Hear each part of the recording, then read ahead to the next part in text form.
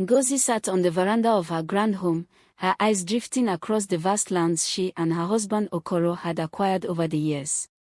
Their marriage, now 5 years old, had given her much of what she had always dreamed of: wealth, status, and a loving husband. Okoro was a kind and generous man who had worked hard to make their life comfortable. Yet, despite all their riches, a shadow hung over their marriage, a shadow that grew darker with each passing day. They had no children. In their community, children were not only a blessing but a source of pride and security. They were the continuation of one's legacy, the future of the family. And with every year that passed without a child, Ngozi could feel the unspoken judgments from the elders, from neighbors, and even from Okoro. Though he never voiced his frustration aloud, she could see it in his eyes, feel it in the heaviness of his sighs. One evening, Okoro finally broached the subject that Ngozi had dreaded for so long. "Ngozi," he said softly, placing his hand on hers. "I love you more than words can express, but we cannot ignore the reality any longer. We need a child to inherit all that we have worked for. My family line must continue. I've thought about this long and hard, and I believe the only solution is to get a second wife." The words pierced Ngozi's heart like a dagger. She had feared this moment, prayed it would never come. She knew Okoro was not doing this out of malice. He was a man bound by tradition and the pressures of his lineage. Yet, the thought of sharing her husband with another woman filled her with dread. "Please, Okoro, give me more time," Ngozi begged, her voice trembling. "We've only been married for 5 years. Perhaps if we pray harder, if we visit more healers." But Okoro shook his head, his expression firm yet filled with sorrow. "It's not about punishment, Ngozi. This is about the future. Who will inherit all of this when we're gone? It's a necessity." Seeing that Okoro's mind was made up, Ngozi wiped her tears and came up with a plan, a desperate one.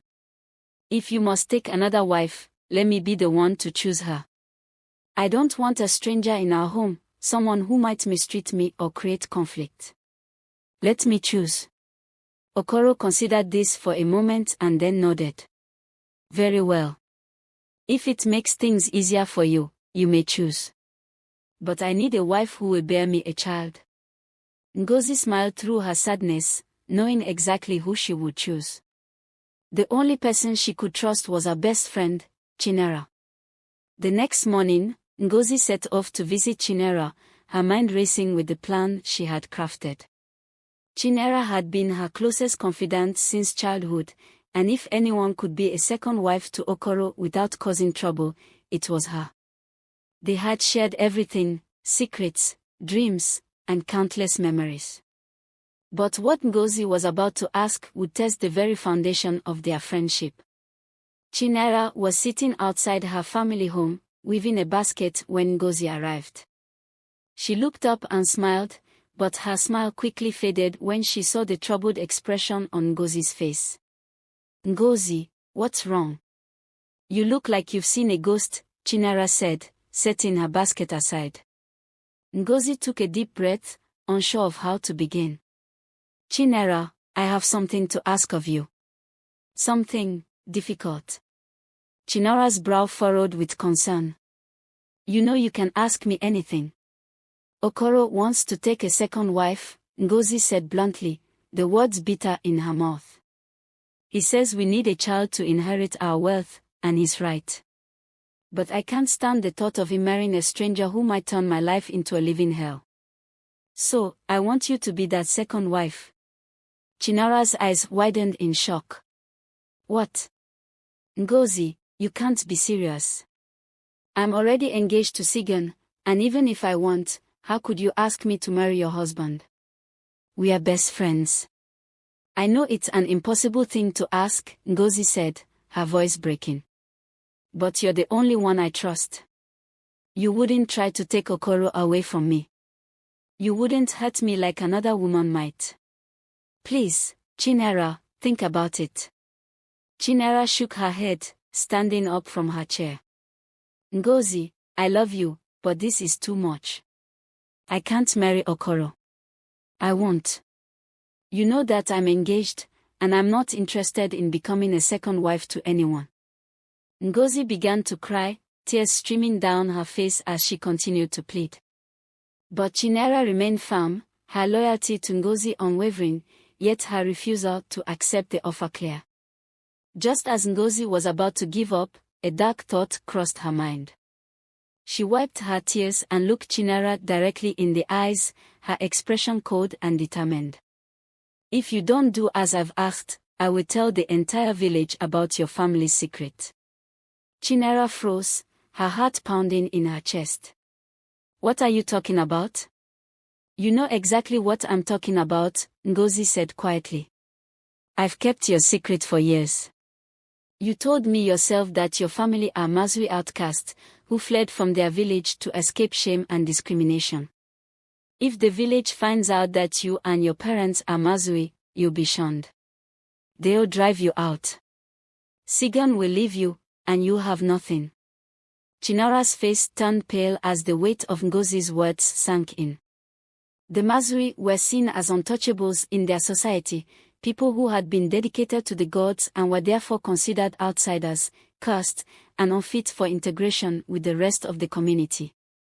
Chinera's parents had fled their village many years ago, hiding their Mazwi heritage to start a new life in a distant village. They had built a respectable life, and Chinera had grown up with friends, respect, and the hope of a bright future. But if Ngozi revealed the truth, all of that would come crashing down. How could you do this to me? Chinera whispered, her voice trembling. We are friends, Ngozi. I trusted you.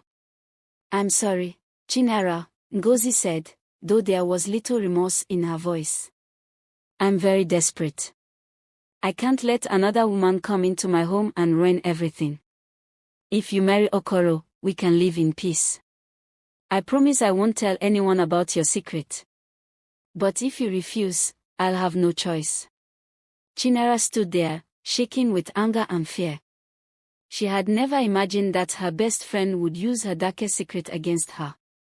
But what could she do? Ngozi had backed her into a corner, leaving her with no choice.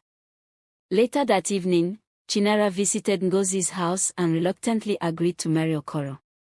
The marriage rites were completed quickly, and Chinera officially became Okoro's second wife.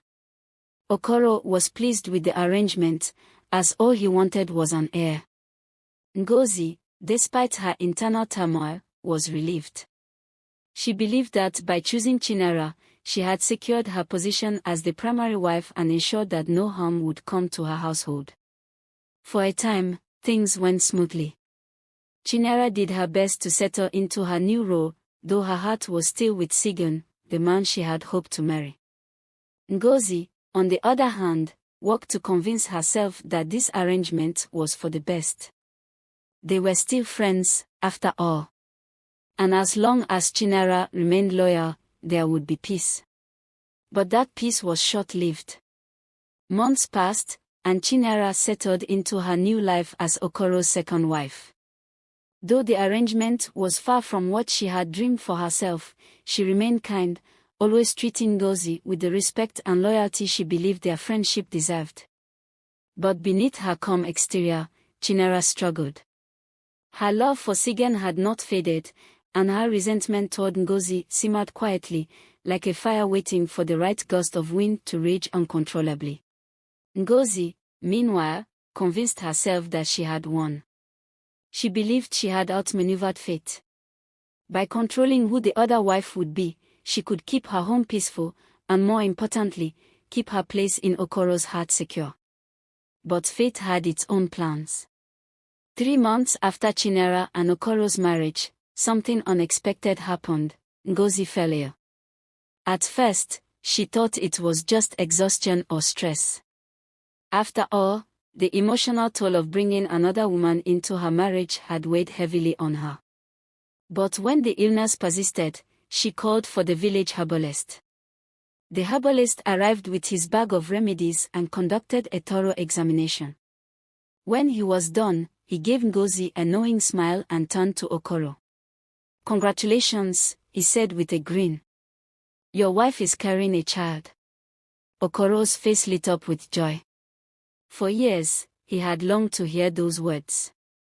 He rushed to Ngozi's side, hugging her tightly and whispering words of love and gratitude. Ngozi, too, felt a moment of happiness. She had feared she might never conceive, and now, the miracle she had prayed for had finally come. But beneath her joy, another emotion began to take root: regret.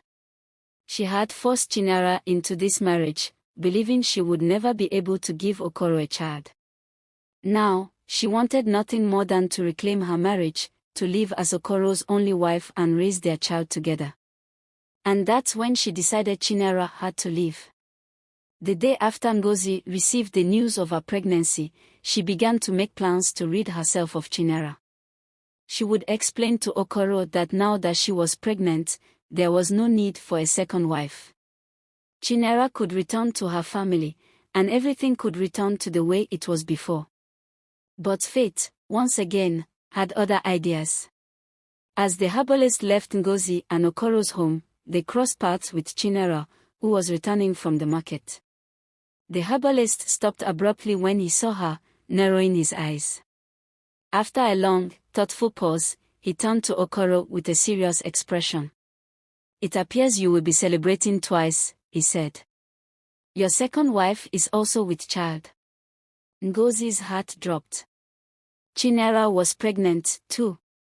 Okoro, though surprised, was overjoyed at the prospect of having not one, but two children on the way.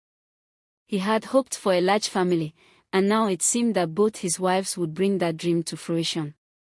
Ngozi, however, was far from happy. Her jealousy, which had been dormant during the years of childlessness, now surged like a storm inside her. She had wanted a child for so long, and now that she was finally pregnant, Chinara, her so-called best friend, was also carrying Okoro's child. How could she compete with that? How could she ensure that her child would be the favored one, the rightful heir to Okoro's wealth and legacy, when Chinara's child would be born almost at the same time? Her mind raced with dark thoughts. So guys, this is the end of part 1 of this exciting story. Don't forget to like and subscribe for part 2.